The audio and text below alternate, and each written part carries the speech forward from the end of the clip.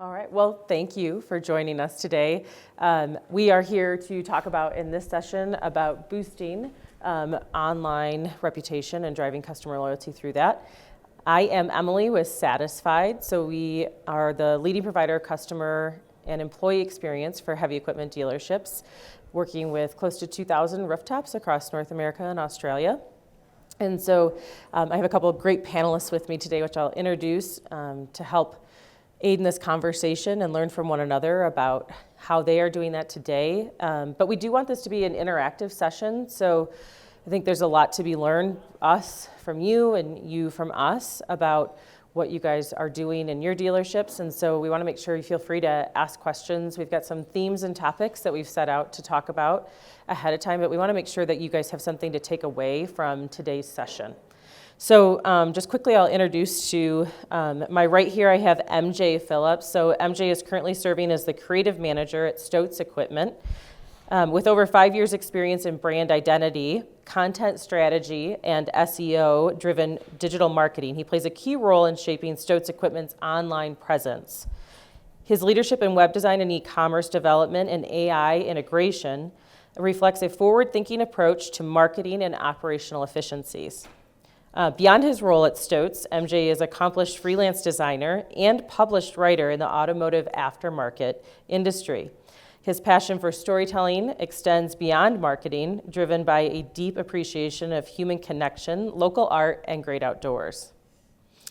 And then to MJ's right, I have Carly Chirk with me from Pattison Agriculture, where she is the director of marketing and leads the marketing efforts targeting the agriculture sector, focusing on equipment sales, aftermarket, and customer engagement. Previously, as she served as the marketing manager at Fun Motor Group, where she drove brand awareness for the automotive industry. Carly holds a Bachelor's of Commerce in Marketing from the University of Saskatchewan and brings expertise in marketing leadership from both the agriculture and automotive industries. So I think actually to get started, Michelle, can you flip to the next slide for me? So we actually wanted you guys all to do this. If you haven't yet, can you guys pull out your phones and scan this QR code here? So you guys actually are gonna get a free report, and you can do more than one if you want. But this is gonna be a reputation scorecard for your dealership. So just plug in any one of your locations. And like I said, if you wanna do more than one, you can. But as this pulls back, you'll get emailed to you a report that will give you a score of kind of how you're doing online for that particular location with your reputation. And then we'll kind of get started on some of these topics, and hopefully those emails will come into you as you start to run those. But I think to get started, I really wanted to talk about the importance of your online presence and reputation management, how those things fit together. So I don't know if MJ, if you want to start talking about, your thoughts on online presence and why reputation matters, and specifically like at Stotz. Sure. Yeah. Thank you. And Michelle, did you write that? That was really nice. Thanks. Yeah. You made me sound so cool. Anyways, I think that I don't know. I'm an Amazon customer. I'm assuming the majority of you are Amazon customers or have been at some point or another. So just checking reviews has become an innate part of the online experience, whether you're shopping or not. I don't really go to a restaurant without checking reviews. I don't really do much of anything without checking reviews. And sometimes I go to the one-star places just because it's fun.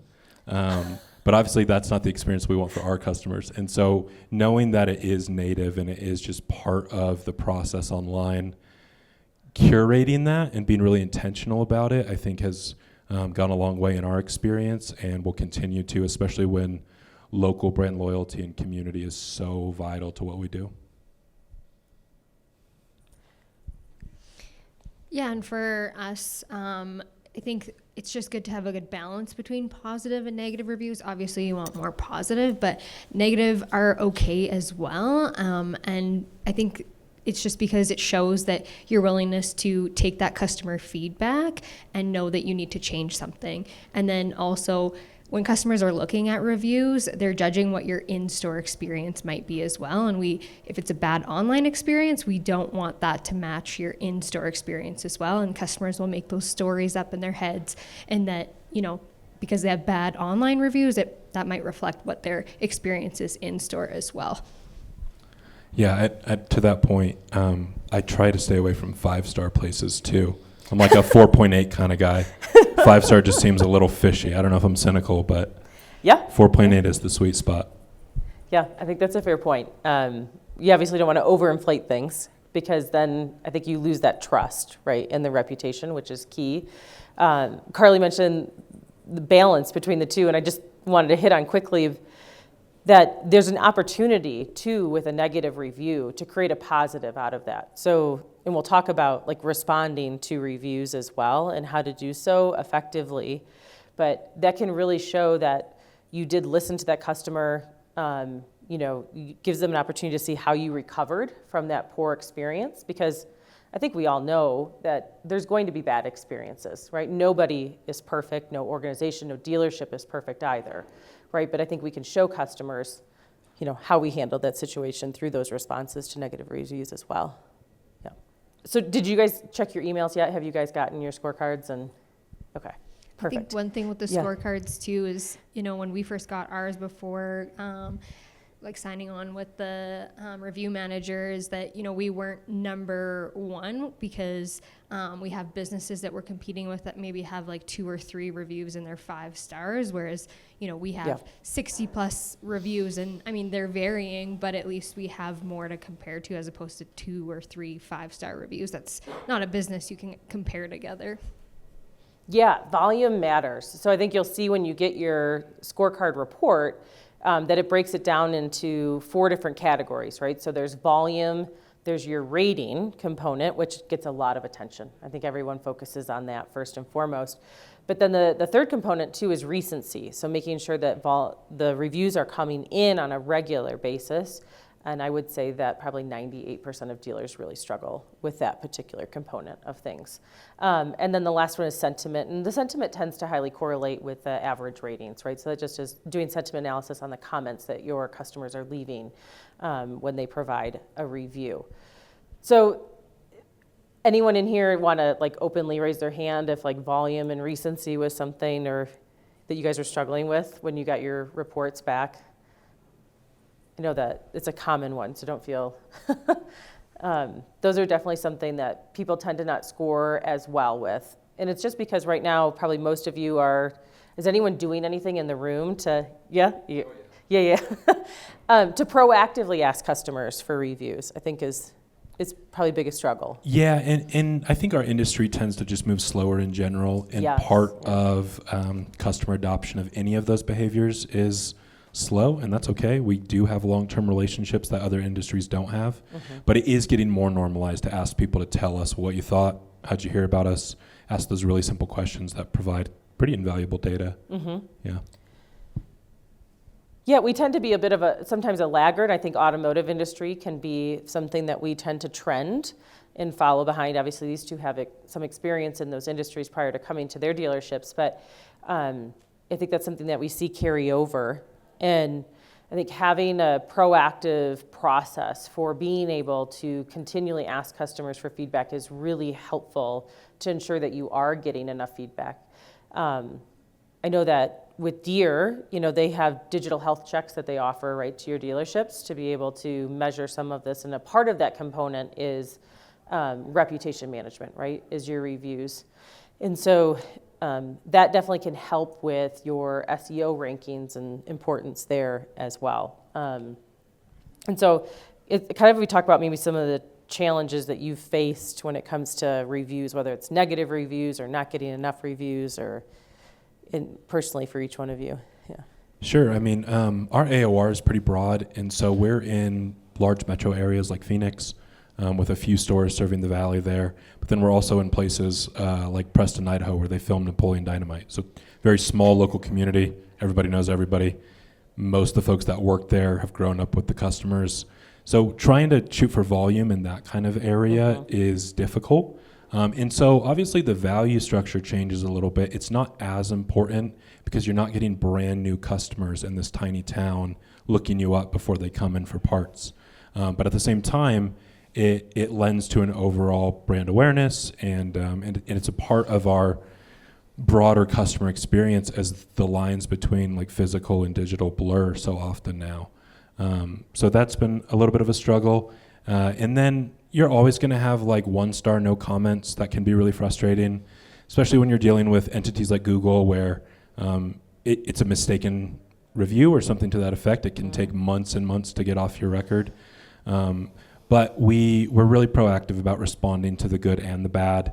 If there's a particularly negative comment, we always reach out, and my wonderful marketing manager, Savannah's in the back, but she reaches out with only like 30 seconds to whoever store manager or aftermarket manager that was. It was like, hey, do you have any context for this? Can you tell me, like, is the customer off their rocker? Did we do something really bad? Like, what's going on here? And so if it's a case where we've made a mistake, it's very easy to write a genuine and compelling response that can hopefully turn it into a positive.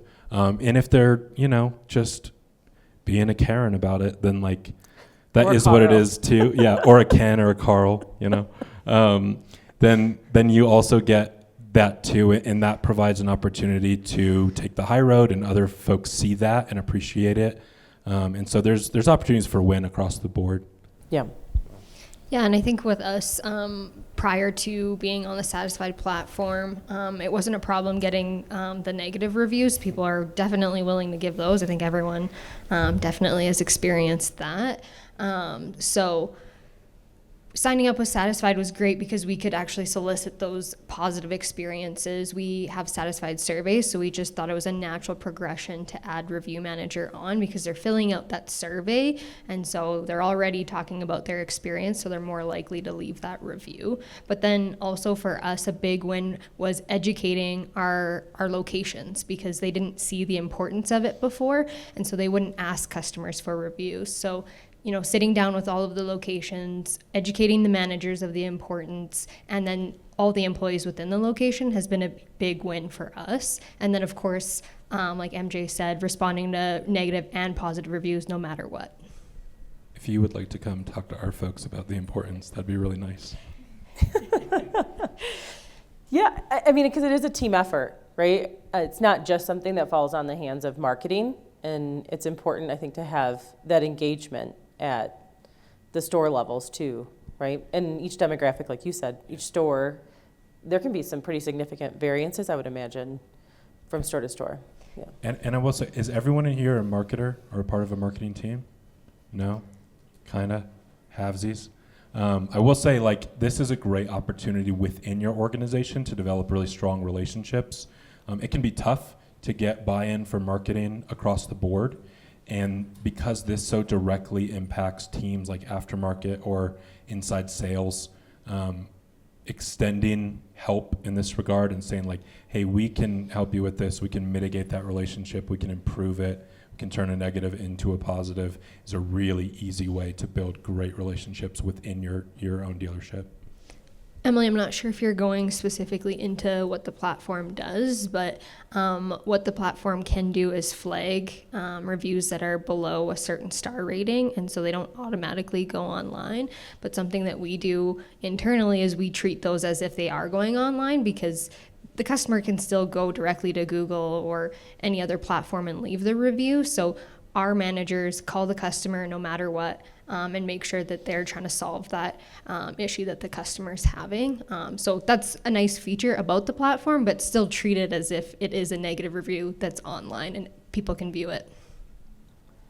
Yeah, I mean, recovering that customer that you've already spent the effort to go out and acquire, which is expensive, and the cost of having to go replace that customer would be even more significant, right? So the simple act of following up is really critical to the process and not losing that customer. You think about like the potential lifetime value of a customer in one of your stores, it's significant.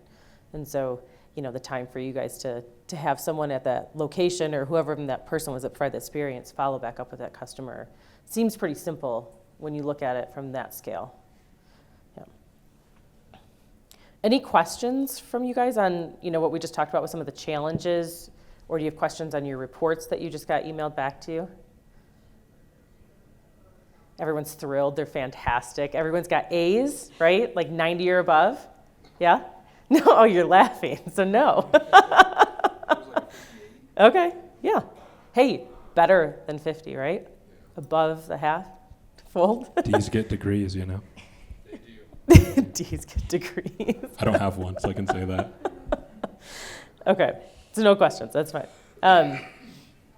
We talked a little bit already about responding to reviews, but maybe I'll skip ahead to some of the automation and integration, I think, which has been key, maybe Carly, for you, like at Pattison, in the effort to increase both the recency scores and the volume scores.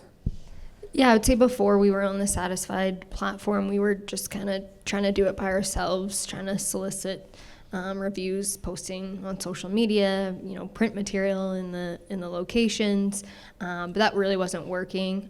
We even had contests for our sales teams or the aftermarket teams to, get customers to leave reviews, with different prizes like gift cards, and it works for a certain period of time, but it's not sustainable. Maybe it works for 3 months and then it kind of drops off again. So that's what's really helped us with the review manager, is that it's always asking customers for reviews, right? Through the surveys or just customer purchases. It's always keeping the recency, like Emily said. Are you guys, anyone asking in your dealerships, even like Carly said, manually or incentivizing staff to ask for feedback? No? Sometimes we don't want to hear it too. That's fair. Yeah, there definitely is concern, apprehension about maybe hearing feedback. The thing is that someone's going to share it to someone, whether it is public on Google or if it's to a neighboring farmer or another producer. That word of mouth spreads. Obviously, today's world of digitization, it spreads much faster when they can go Google and it goes public and it's permanent. It's there forever. Someone's not necessarily going to forget about it either any longer. Yeah, I think that's a really good point, that people are going to speak their mind regardless. So if we're offering an opportunity to do that up front, rather than it ending up on like their personal Facebook timeline amongst friends who also farm or whatever it is, that we have no visibility to, we have no opportunity to interact or try and repair, having this up front and asking for that and making it a part of the customer journey from start to finish is pretty vital, because like you said, it's going to come out either way. Yeah, we've had customers, even like when our managers will call them, they're like, "Oh, you guys actually look at these things?" Like they were shocked that we followed up right away. So it's definitely important to follow up. But some of our locations are really remote, 500 people or less in those towns, and so having this platform has really helped us increase those reviews, because without the platform, we would still be sitting at what we were at before we started, just because, like MJ said before, new people aren't just coming into town and leaving reviews. So the really remote locations have benefited, as well as our larger locations as well. How many reviews are you getting on a monthly basis? I would say we get a few a week per location. Some of the remote ones with 500 people or less, I would say it's like maybe 3 to 5 a month. But our larger locations, we have about 3 to 5 a week. It's kind of dropped off in the last few months, but we're getting ahead of it. We're now starting to promote it on social media as well to leave a review, because we have the custom landing pages through Satisfied as well. And so there's just other ideas that have come up to help increase those reviews coming in as well.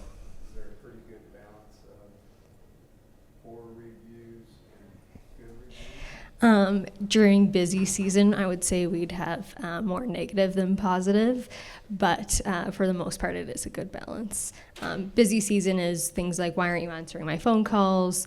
Just because we have such a high call volume during seeding and harvest. So those are just things that we have to deal with. And some of the feedback that we got from our customers about 2 years ago was, "Hey, why aren't you answering my phone calls?" And so that's where Expert Connect came in. We heard what the customers were saying, that's implemented, and we get less of those reviews now. And on that report too, if you scroll down, it will give you a local comparison of the quantity of reviews compared to local competitors. And those will vary. So if you run those reports for different stores, like in a more urban location versus a more remote location, you'll at least see that, and it's relative, right? Because it's all about the local SEO component.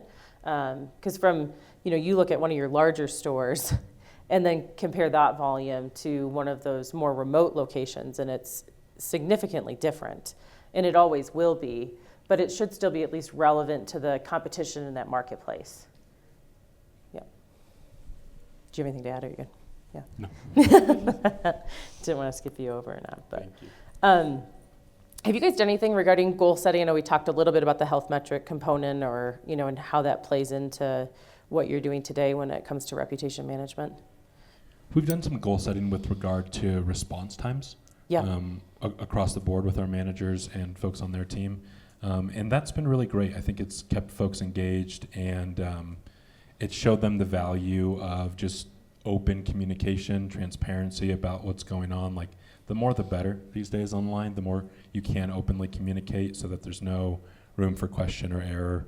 And so I think, Savannah, you would agree, right? Like, our aftermarket managers in particular have seen the value of that, the timely response. And so it's become less of a game of goal setting as it has been just standard practice. Process. Yeah, we don't specifically have any goals or metrics, but it's something that we're working on. With the digital health checks through John Deere and Shift, it's something that we want to do internally as well, so that our locations pay more attention to those online metrics, because we're still educating them on more than just online reviews, right? So that's something that we're working on, is our own kind of digital health check per location on some of the things that they can help drive at their locations. Great. So let's talk about how we're utilizing the reviews, especially when it comes to the positive reviews that we're getting back. Obviously, there's innate benefit just by having them. We talked about the positive ratings and the more volume and the more recency, but there's a lot more that we can do with that positive feedback to use from a marketing standpoint to help promote and grow our dealerships. Do you want to talk a little bit about what each of you are doing at your stores? Sure. I'll talk a little bit about it from the passive side. Because Google is such like an ecosystem, your volume, your recency plays a huge part in your Google relevance.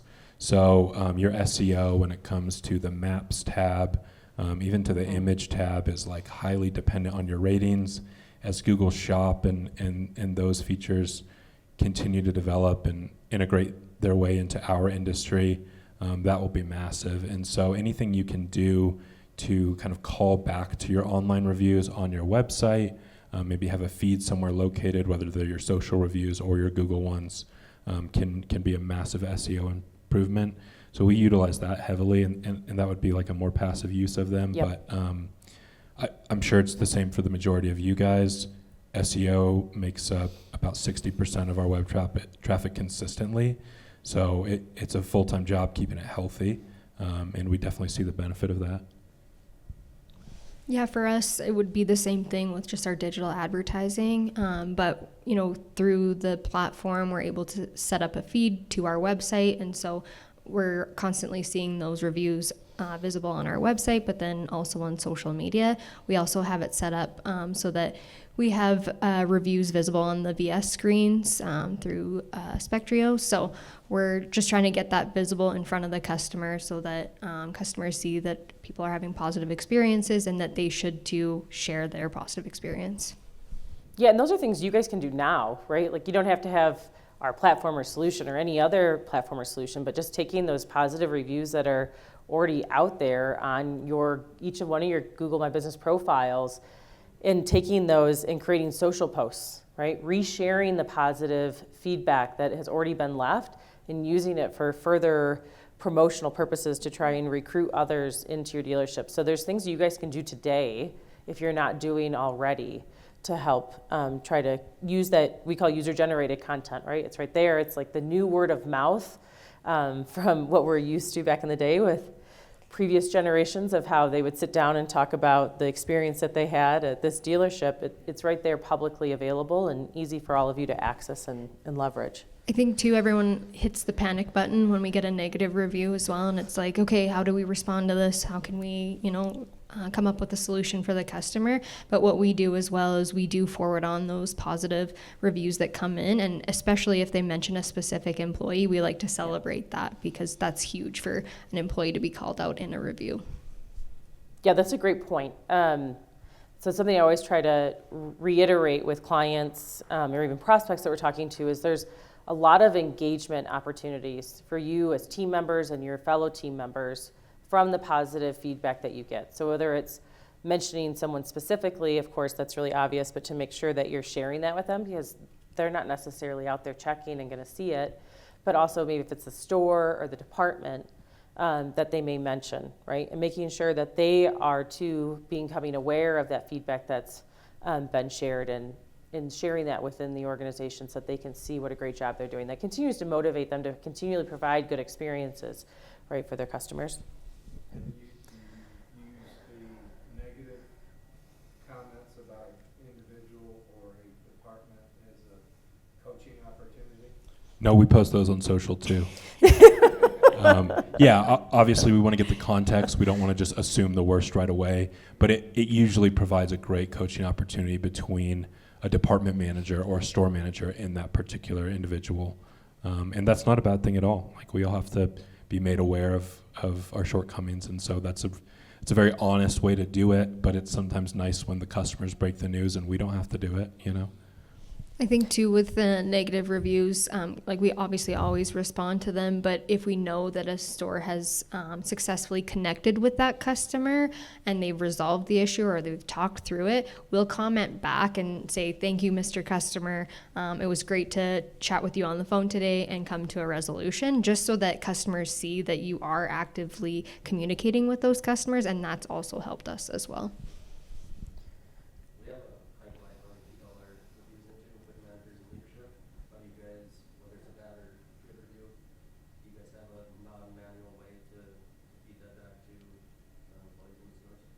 We don't currently. It's manual for 25 stores, and it's going fine. There's a lot of value in automating that, but it's also really personal when it's just an email like, hey guys, I saw you got this great review today. Just wanted to share. That's awesome. We're excited to post about it or whatever it is. So I think benefit to both as long as you can add that human touch. So I think one thing that can happen with reviews is the hyper generalized responses, right? Like, if I see a bunch of 5 stars and the owner of a business is like, thank you so much, that kind of sucks. I don't really want to see that. And the same thing can happen internally, where if it's just like notification, great job today, that's not super fun. But if you're able to turn it into a storytelling opportunity, one thing we do internally is we just make videos about customer wins and then send them out to the whole company. So myself or someone else will interview someone at a location level that had a great story to share. Usually it's one that hits with like a corresponding core value we're focusing on that month. But it's the same kind of concept. So if there's a 5-star and it calls someone out by name, there's probably more to the story. It's an opportunity to share that with the whole company. It's competitive, it's morale boosting, it's a lot of good things. With the Satisfied platform, you can respond right in the portal, which helps speed things up than having to go to multiple different Google listings. And then there is a bit of automation with Satisfied, and so that when you're trying to get the notification, it does notify whoever you have set up. We still do a manual process afterwards to forward that so that the locations are looking at that, because we all get so many emails, so we're just trying to get that ahead of the next email so that they're paying attention to it and actually calling the customer. The good reviews are easy. The negative reviews are tough to send virtually to an employee at the store level. Do you let the managers handle that? Yeah, that's typically mediated by the manager. Like, we as the marketing team would never go call out a tech or a parts guy, but we would just discuss it with the store manager or the department manager and figure out, again, if there's more to the story. Seems like this is a coaching opportunity for y'all to handle. Just want to let you know. Let us know if you need anything, type thing. Do you wait to respond to that review once you've heard back from that store manager, or do you know, or Savannah? Do yeah. we leave a general and then add on to it? We wait, we reach Okay. out, yeah. I mean, our responses are quick. Thankfully, our managers are excited to give context, whether positive or negative. They want to be a part of it. Maybe and we hadn't gotten a response, we wanna have that, response for the 24 hours. Yeah. So in that case, we might leave a generic response. But we do try to wait for some context from that store manager before we leave a response. We don't wanna aggravate a situation if they're Sure. into it. And often they'll reach out to that customer directly if it is someone they do know. If not, then sometimes we do just leave a general response, but. Yeah, that's the same with us. We try to have a rule of thumb of 60 minutes for the managers to get back to us. I mean, it's not always followed, but they do know how important it is, so they do get back to us as early as they can. But we do have a generic response if they don't get back to us. Do you guys struggle with responding to negative reviews right now? I mean, I find with some dealerships, it's like, oh my God, it kind of paralyzes them at first because you don't know what to do, right, in that situation. We're feeding more than just Google reviews. Google reviews is probably the smallest portion of our Oh, really? different surveys with peers, all their different lifetime, different types of. Oh, with the survey feedback through that process, yeah. All feedback from multiple Sure. places in one team's chat, but What about Yelp? I don't think we have that. Just curious. This actually came up in our conversation earlier about when we were prepping for the session about reviews on Yelp, right? Kind of where dealers are focusing their attention today, and some of the challenges that came up around like Apple Maps and There's been like a steady decrease in use of Google Maps. Apple Maps has gained back some of that market share over the last couple of years, and Apple has a contract with Yelp, so the integrated reviews in Apple Maps are Yelp. I hate that. You can't read the full reviews without downloading the Yelp app. It sucks. And so if I'm looking for a restaurant, I use Google. If I look for anything else, I use Apple Maps. But part of that meant switching our focus, or not switching, but adding it on to what we're focusing on and putting real effort into Yelp for the first time in a long time. And I think Yelp was just made for grumpy people. Like, there's very rarely positive experiences on Yelp. So while it is important, we take it with a grain of salt and recognize that it's a broader part of the picture. Yelp's not popular in Canada, so we specifically rely on Google and social media reviews. Yeah, and even social media reviews it poses some challenges. I don't know if any of you are collecting feedback on platforms like Facebook, what recommendations technically now today, but I know that our dealers have struggled with that. I think maybe you two have as well, with some of the spam that we get through there, and trying to handle getting someone to actually remove a review from there where it's not legit, even though you may report it that it's nothing to do with the business. But I don't know if you're selling Bitcoins at Stoats now or. Yeah, if getting support from Google is difficult, Meta is impossible. Mm-hmm. But we have a really, really wonderful social media coordinator that handles the Meta reviews as well and does a fantastic job. So we see those as super valuable. Obviously, those recommendations are in the app. Everyone's using the app. I still have the Facebook app, which is crazy. I don't know how, but it is a part of a lot of people's lives. And as Meta's universe grows across Instagram and elsewhere, and who knows what's going to happen with TikTok, those will just continue to integrate and become more valuable. I don't see those going away anytime soon. I've definitely seen a decline on Meta with when you could add multiple locations. That's just becoming more confusing for the customer on how to leave a review or a recommendation. So we've seen a decline on Facebook or Meta since being able to add that feature of having multiple locations listed.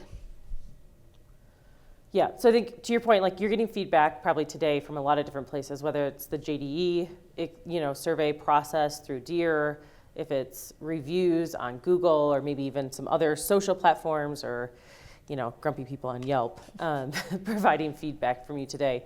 But I think all of those are opportunities for you to respond to customers and recover those customers. They're also teaching moments, right? Opportunities to learn from those experiences. And sometimes we find more systemic issues as you start to look at the data maybe in aggregate or start to see repetitive issues coming back that maybe have the same themes throughout them, where you can drive some real change within your organizations as well. I think that is key, is identifying patterns, and that's one reason it is important whether you have tools in place for not or not. Just keeping it a human process to some degree is identifying those patterns. I'm sure as AI develops, like there's going to be tools integrated in the platform Sure. for that. Yep. But even the worst reviews are often right about something. I don't know if you guys have ever taken the time to look at your reviews on your employment, like on Glassdoor or Indeed or anything like that. Even like the worst reviews sometimes hit the nail on the head, and which sucks. But if you're identifying those patterns, it's massive, especially if you can point to, well, guys, 6 people said this in the last 6 months, so there's something to it. They can't all be crazy, and even if they were, it wasn't 100% of the time. Mm-hmm. So it's a huge driver for change, and constantly trying to improve our customer experience at the local level is what drives that, and everyone's on board for that. Yeah, and this does pertain to recruitment, and I know we didn't have all marketers in this classroom. I'm not sure everyone's various roles within your dealerships, but the reviews can be really important when it comes to hiring. I think when I first met MJ, you had just started at Stotz, and he was talking about, being in the hiring process, and that was one of the first things he did, was go look at the reviews, not just like on Glassdoor. No, and this store was reviews the too. store reviews Yeah. too, about what was this organization like and the experiences they were providing their customers. But so those can be heavily utilized too when we talk about recruiting employees. So whether it's team members that you want to add to your staff at the dealership, but Yeah, absolutely. I mean, Yeah. if I were in the employment market and looking at a dealership, and across the board their Google reviews were like 3 and below, I as a potential employee would be like, that's how you treat your customers. How do you treat your employees? And then you get to the actual employment sites like Indeed or whatever, and those reviews can be really telling as Yeah. well. I guess, has anyone had success soliciting reviews on Glassdoor from employees? Because that's something that we're trying to incentivize our employees to do, but it's not really working. So I'm curious if there's anything anyone does. No, we've tried really hard. How are you incentivizing them? We run like contests like on a monthly basis. We've tried. We've kind of fallen off doing that the last year and a bit, but I was just curious. Yeah, we don't. Our HR manager really wants to figure something out there, but How many folks are in your organization? There's over 800. Okay. has anyone tried anything like early on in the experience, like post onboarding or getting feedback from those new hires who may be more engaged with the Indeed or Glassdoor reviews just because they were probably looking at those and more acquainted with them a little earlier on in the process versus probably trying to do some mass campaign or contest towards the entire staff of the dealership. Yeah, that's fair. Yeah. I mean, we do surveys for employees to kind of hit their probationary Right. period. But yeah, maybe it's asking them to do it. Yeah, I was going to say we don't have anything formal, but I know of hiring managers who ask about it in the process. I asked Scott, our director of communications, when I got hired about some specific reviews on Glassdoor, just because there was like patterns. So I wanted to know if this was something the company was aware of, if it was real, So I think that can be a really casual discussion that can bring a lot of desirable transparency to both sides of the table. Yeah.